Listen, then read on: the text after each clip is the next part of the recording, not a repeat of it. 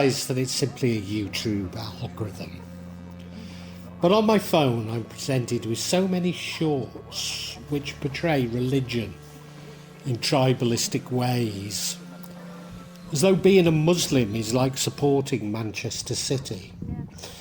And as both a Muslim and a Manchester City supporter, I'm ideally placed to contrast these.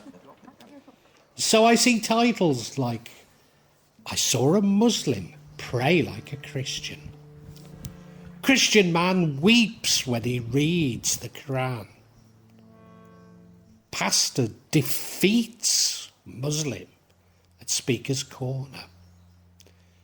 I've got to say that as a devout Muslim, I'm appalled by these shorts. Why would any believer seek to score points over another believer? Do they honestly think that God will reward them for picking fights with other humans? That manipulating language in arguments is in some way what God requires of us? But what really disturbs me is that these shorts display a complete lack of understanding of religion, and in particular of Islam. They portray an Islam preoccupied with jurisprudence, preoccupied with evangelism and excommunication. But evangelism and excommunication belong much more to a medieval Christian tradition, sharing more with the Christian impulse to crusade than anything truly rooted within Islamic history. Indeed, the notions of forced Islamic conversion and blind observance to Hadiths appear to be a medieval Christian conspiracy to demonize Islam. Now, I know what you're thinking, and I have to say, of course, I'm not saying that Islamic rulers never forced conversions, nor that Islamic states were never autocratic. Many still are, and I'd add to that, many are still barbaric. But to see these as representing Islam is as ridiculous as seeing the Holocausts in Nazi Germany and Rwanda as represented Christianity.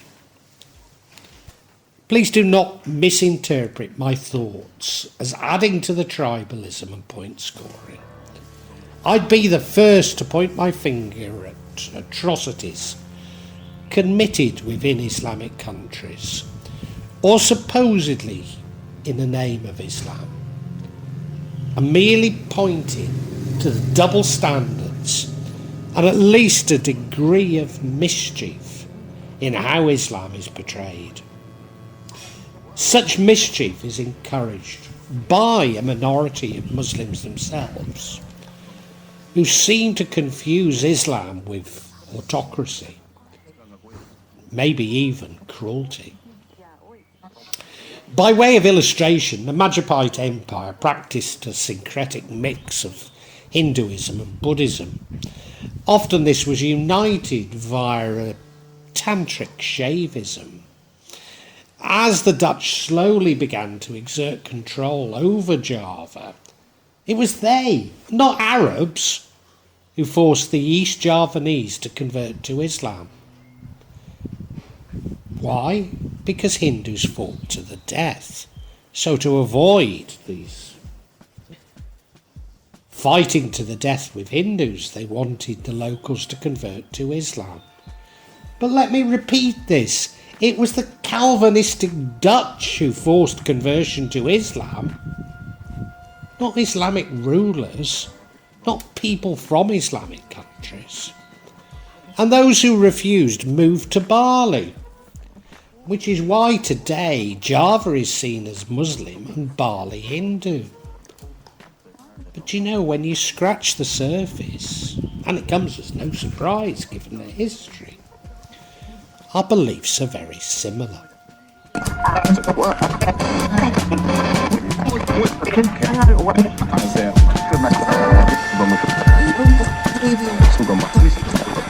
And this all leads me to my real concern, and that is that comparative religion is too often seen through Western eyes,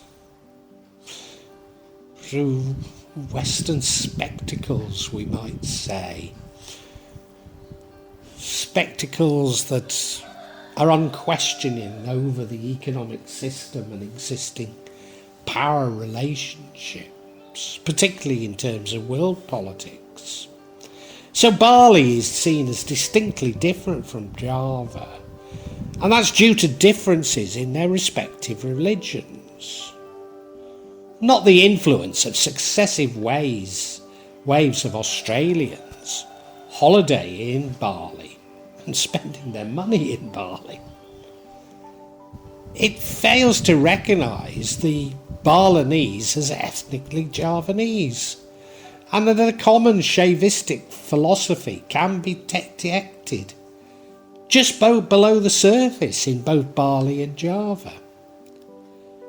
True, Java has been moving towards more Middle Eastern models of Islam, and Bali a more Indian Hinduism.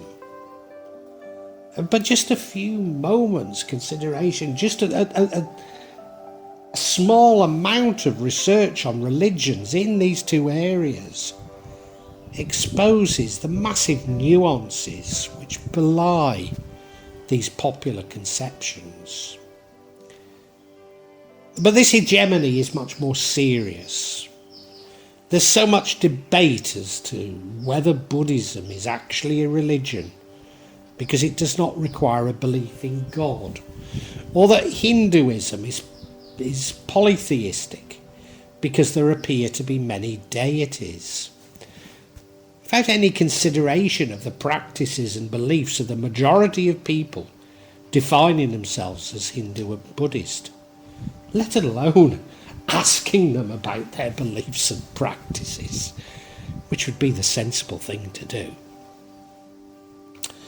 Like my Islam, non-believers take delight in telling me what I believe, never inquiring what I actually believe, or when they do, excommunicating me because my beliefs fail to match their conceptions of Islam.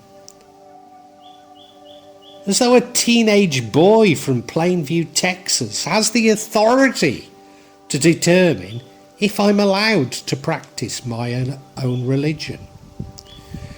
So recent encounters on this platform would include that I follow Muhammad,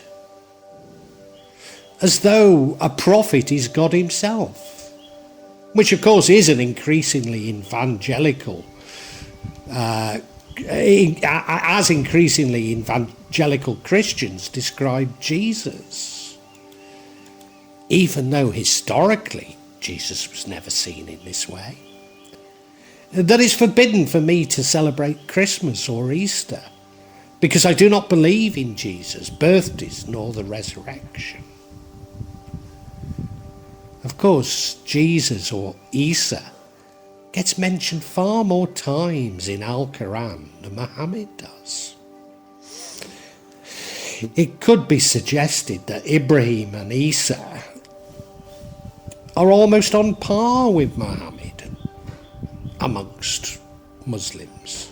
In fact, could even be an argument that Isa, Jesus, is more important to Muslims than Muhammad.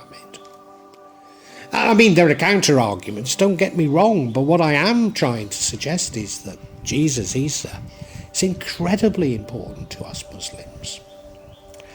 That I should read the Bible, again failing to recognise that the Bible, the Torah, the Book of Psalms, are all scriptures within Islam. That I need to check my views with my Islam, as though an imam has some sort of religious authority within Sunni Islam, not recognising that I too am an imam. But maybe the most hurtful is that I'm asked to justify a huge range of random sentences from English translations of Al-Qu'ran, completely missing that much worse random sentences can be found within the Bible. And that in any case I believe both to be allegorical. And there's one argument. But it can't all be allegorical, as one said. There has to be something of substance. Maybe for them, yeah, but not for me. And in doing so, I'm expected to justify a range of atrocities supposedly committed in the name of Islam. Let me be clear, an atrocity is an atrocity, whoever commits it. I condemn them for their atrocities, whilst respectfully pointing out that judgment and punishment are Allah's domain.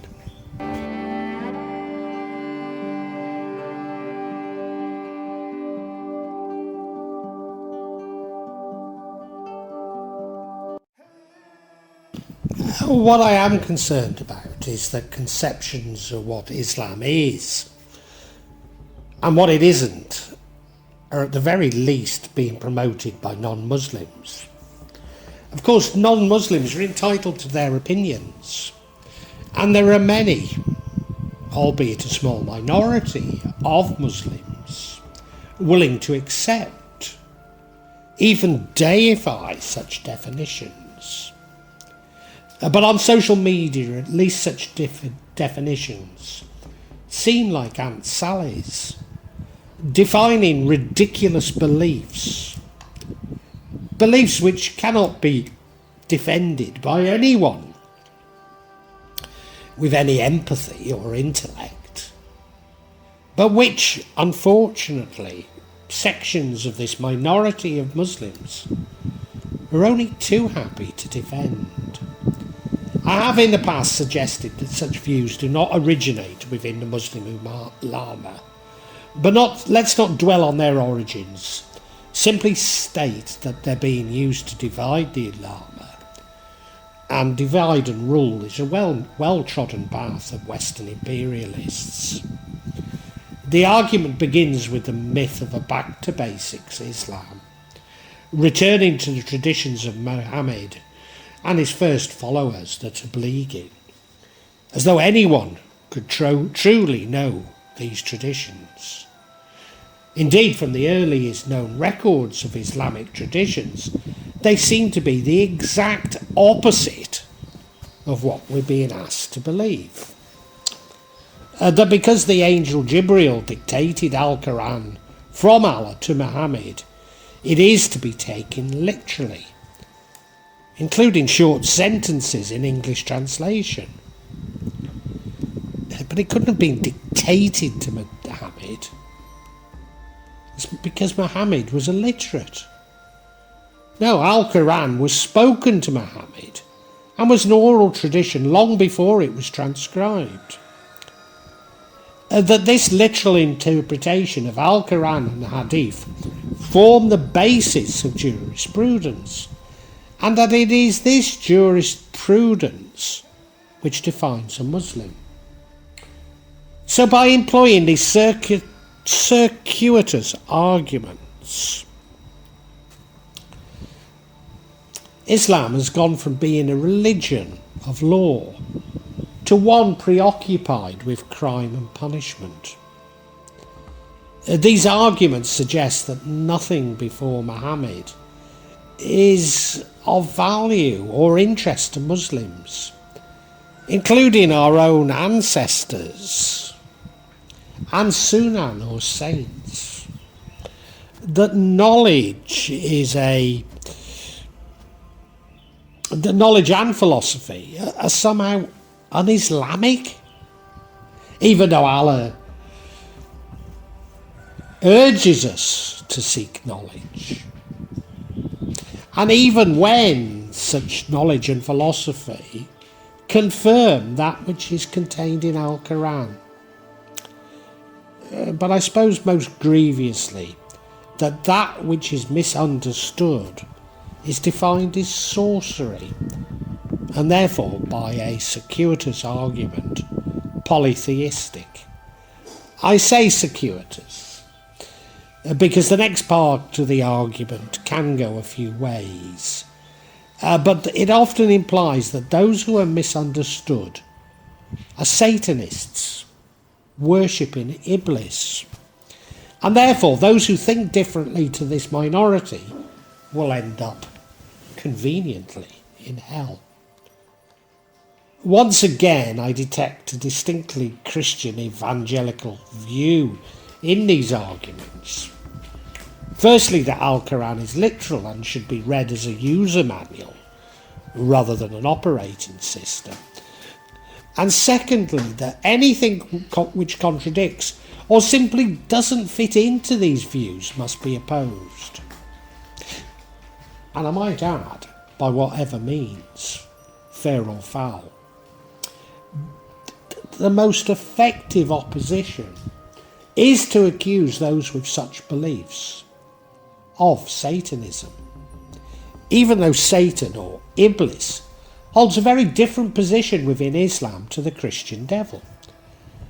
Any conception of an eternal fight between God and the devil are directly from Christianity and not from within Islam itself, as Iblis's only power is to suggest that we do not submit to Allah. I've mentioned Allah a number of times, but herein lies another popular misconception. Allah simply means God, and to all Muslims, He is the common Abrahamic God. But for many Muslims, myself included, God is God, regardless of your faith, or indeed lack of it. Finally, those who do not subscribe to these narrow concepts are destined for hell. And it's these conceptions of hell and evil which do the greatest disservice to Islam, and I believe expose the Christian origins of such thinking.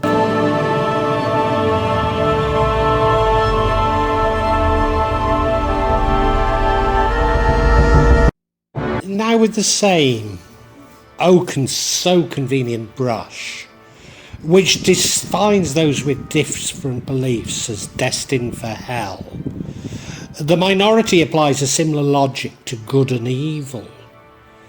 The evil is what they define as evil. But of course they'll always be able to find a hadith or a misquotation from Al-Qu'ran to support this definition. Those of us who are concerned by such mental chicanery are then goaded to contradict Al-Qu'ran or a hadith, as this would seal our fate.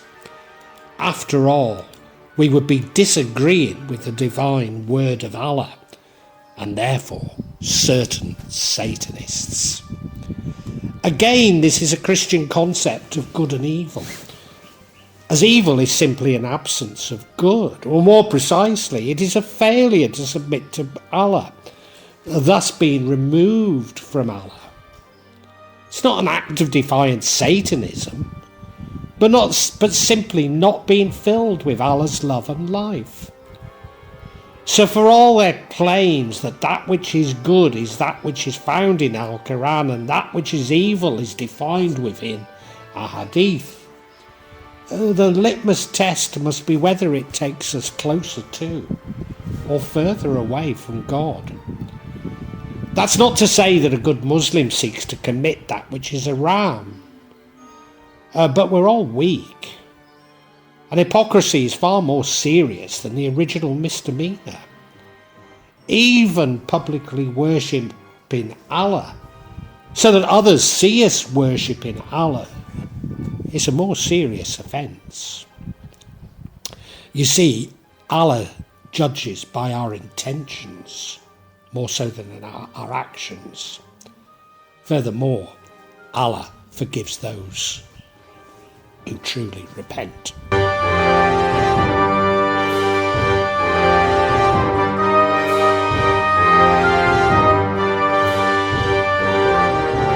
Please don't think that I'm adding to the tribalism, mistrust and hatred which already dominates so much religious debate.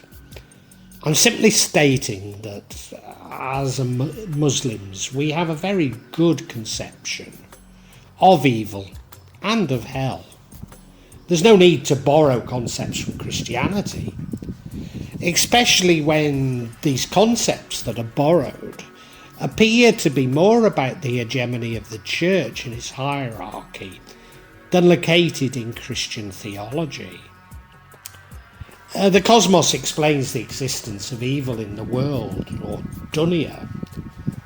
For everything above the moon is non-temporal, that is, it has no space and time, and everything below is temporal.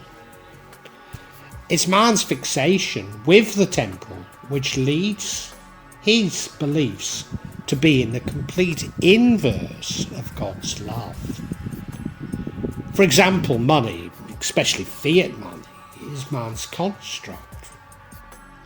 Yet we believe it to contain, even to hold value, somehow intrinsically.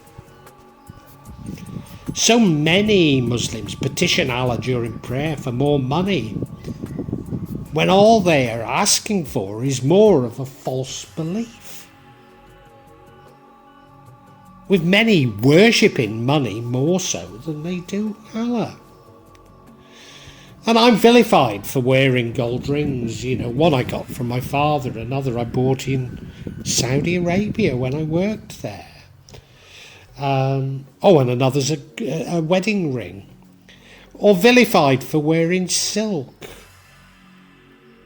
But fiat money is never defined as haram, even though it clearly is usury.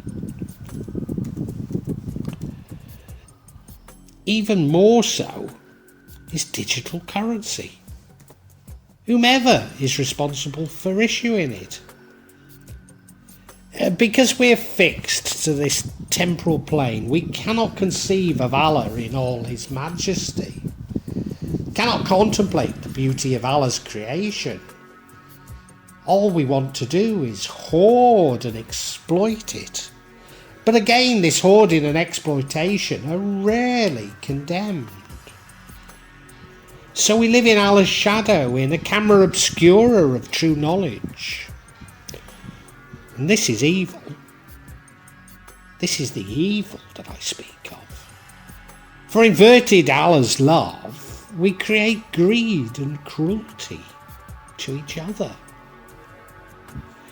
You see, evil has a very explicit definition within Islam, one which involves being removed from Allah, which inverts his love and focuses on crime and punishment, which views minor misdemeanours, some of which I wouldn't even consider misdemeanours, as serious offensives, and allows major affronts to Allah to go unnoticed and unpunished. It makes us believe that we alone know Allah and the path to Allah, and that all others deserve to be punished.